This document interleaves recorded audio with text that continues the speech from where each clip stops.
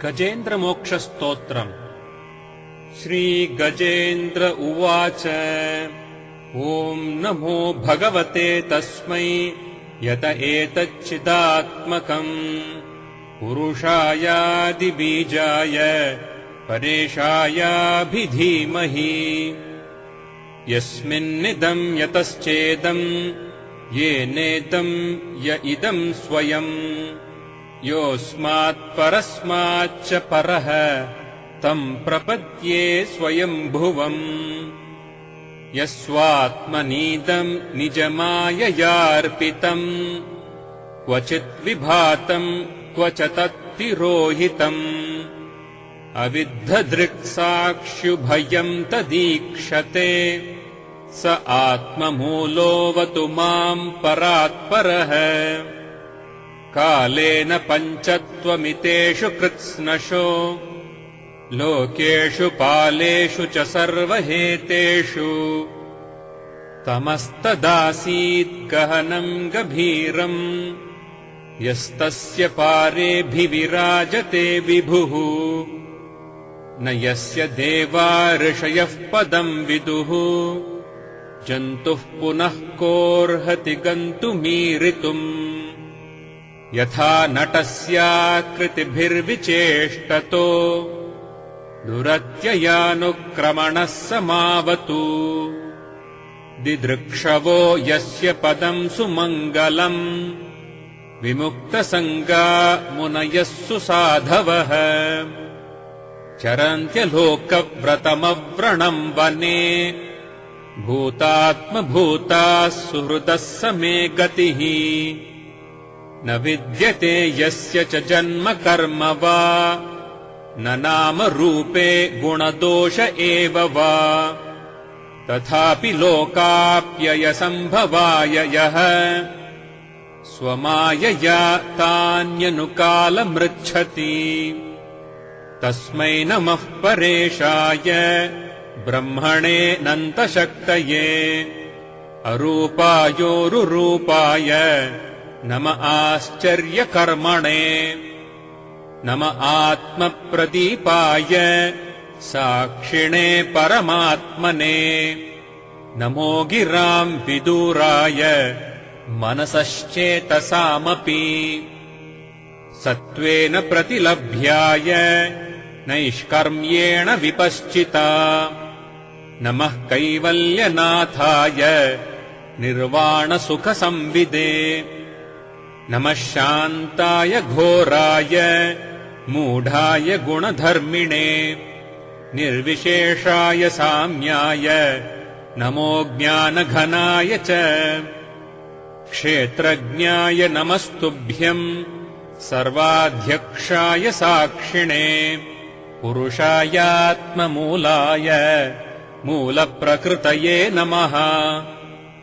सर्वेन्द्रियगुणद्रष्ट्रे सर्वप्रत्ययहेतवे असताच्छाय योक्ताय सदाभासाय ते नमः। नमो नमस्तेऽखिलकारणाय निष्कारणायाद्भुतकारणाय सर्वागमाम्नाय महार्णवाय नमोपवर्गाय परायणाय गुणारणिच्छन्नचिदूष्मपाय तत्क्षोभविस्फूर्जितमानसाय नैष्कर्म्यभावेन विवर्जितागम स्वयम् प्रकाशाय नमस्करोमि। मादृक्प्रपन्नपशुपाशविमोक्षणाय मुक्ताय भूरि करुणाय नमोलयाय स्वांशेन सर्वतनुभृन्मनसि प्रतीत प्रत्यग्दृशे भगवते बृहते नमस्ते। आत्मात्मजाप्तगृहवित्तजनेषु सक्तैः दुष्प्रापणाय गुणसङ्गविवर्जिताय मुक्तात्मभिस्वहृदे परिभाविताय ज्ञानात्मने भगवते नम ईश्वराय।